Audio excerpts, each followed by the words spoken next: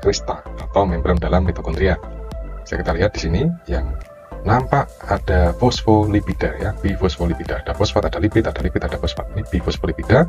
Kemudian ada protein integral, protein integral, protein integral, protein integral. Lalu ada protein perifer, protein perifer, protein perifer. Nah, sementara di bagian atas ini adalah membran luar mitokondria. Lalu di sini ada ruang antar membran luar dan membran dalam. Disebutnya intermembran space atau ruang antar membran. Lalu di bawahnya membran dalam di sini adalah area yang disebut sebagai matriks atau mitochondrial matrix, tempat terjadinya siklus Krebs tahap yang sebelumnya atau tahap yang ketiga. Nah, sekarang kita akan pelajari seperti apa mekanisme terjadinya transport elektron. Nah, transport elektron seperti yang tadi kita bahas barusan terjadi pada krista. Nah, ini adalah penampang dari krista. Ini kita beri nama ya masing-masing protein yang berwarna biru ini. Yang pertama ini adalah NADH dehidrogenase. Kenapa namanya kok mirip enzim? Ya, protein integral ini sebenarnya adalah apoenzim, bahkan merupakan holoenzim atau enzim itu sendiri. Lalu yang kedua juga succinate reductase. Kemudian yang ketiga di sini adalah sitokrom B strip C1. Sementara yang kodenya Ki adalah ubiquinon. Lalu ada sit C, di sini adalah sitokrom C. Lalu protein yang keempat di sini adalah sitokrom oksidase. Lalu yang berwarna hijau ini adalah juga protein integral, namanya adalah enzim ATP sintase. Nah, kita akan bahas bagaimana transfer elektron ini terjadi. Nah, pertama kita akan bahas NADH terlebih dahulu. Nah, NADH ini berasal dari glikolisis yang sempat masuk dari sitosol ke dalam mitokondria, juga merupakan hasil dari dekarboksilasi oksidatif, juga merupakan hasil dari siklus Krebs. Semuanya berkumpul di sini dan satu persatu total NADH yang diperoleh dari glikolisis sampai dengan siklus Krebs akan akan mengalir ke sini dan menyerahkan atau melepas elektronnya. Nah, ketika NADH menuju ke NADH dehidrogenase, maka sesuai dengan nama enzimnya ya, dehidrogenase adalah pengurangan hidrogen, maka atom hidrogen atau ion hidrogen ini, ion H+ ini akan melintas masuk. Seiring dengan itu elektron juga mengalir, ditangkap oleh NADH dehidrogenase. Sementara NADH itu sendiri dia berubah menjadi NAD+, ion NAD+. Nah, elektron ini kemudian mengalir ya, ditangkap oleh ubiquinon. Lalu ubiquinon menyerahkan elektronnya ke sitokrom B C1. Pada saat yang sama, ion hidrogen, ion H+ yang ada di matriks akan mengalir ke arah ruang antar membran ini. Jadi karena ada elektron yang nyampe ke sini, maka ion H+ ikut-ikutan naik atau melintas ke atas. Nah, dalam hal ini di sini adalah ruang antar membran. Kemudian elektron berjalan ke sitokrom C, lalu mengalir lagi ke sitokrom oksidase. Nah, karena dia mengalir sampai ke protein integral ini, maka ion H+ sekali lagi masuk atau melintas ke ruang antar membran. Jadi jumlah ion H+ yang masuk ke ruang antar membran ini ada 3. Lalu elektron itu mengalir ke bawah dan bertemu dengan oksigen sebagai penerima elektron terakhir. Ya, disebut sebagai akseptor terakhir dari elektron yang tadi berpindah-pindah atau tertransfer begitu ya. Nah, ketika elektron ditangkap oleh oksigen, maka ion H+ atau hidrogen ini akan ikut bergabung dengan elektron dan oksigen sehingga membentuk H2O atau air yang berbentuk uap, dan H2O ini akan dibuang ke paru-paru.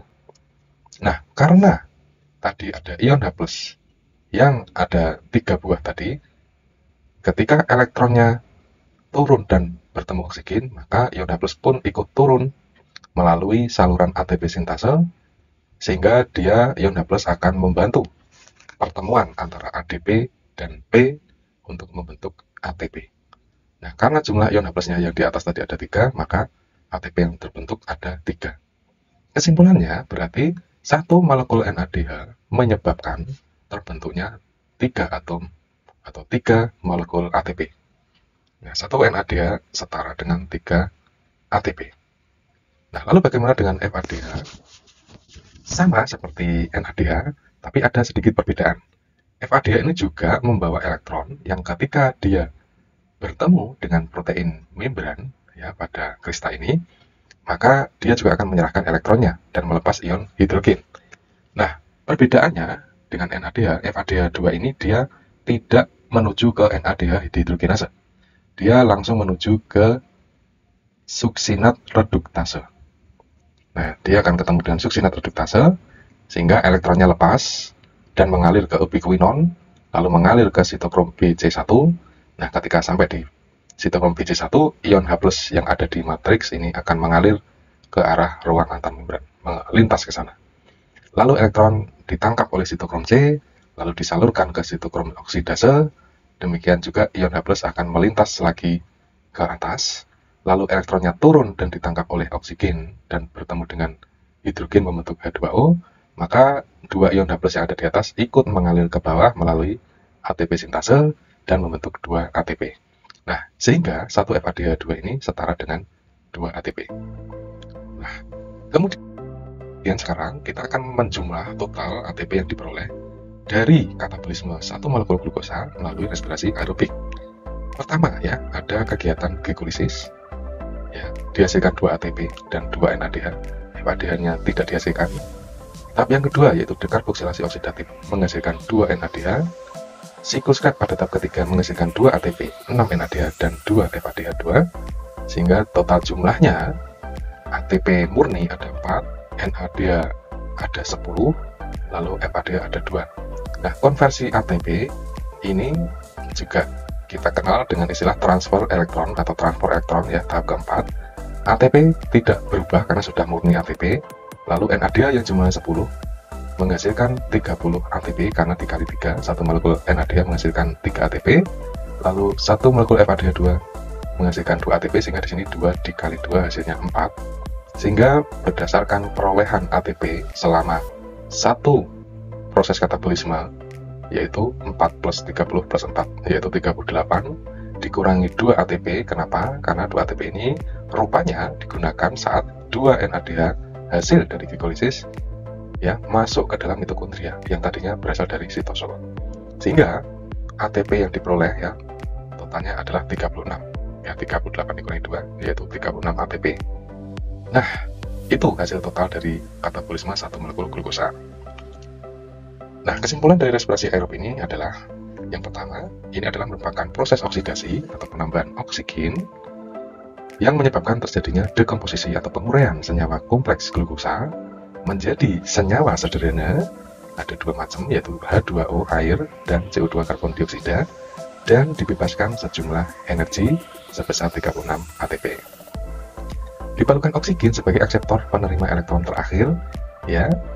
Inilah yang menyebabkan ya terbentuknya ATP ya. Kalau tidak ada oksigen di dalam mitokondria, maka pirufat tidak bisa masuk.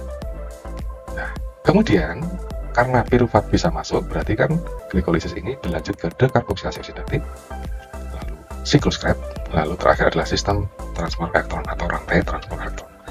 Demikianlah materi tentang katabolisme karbohidrat atau glukosa, yang sebagai contohnya adalah peristiwa respirasi aerob. Sampai jumpa di materi berikutnya.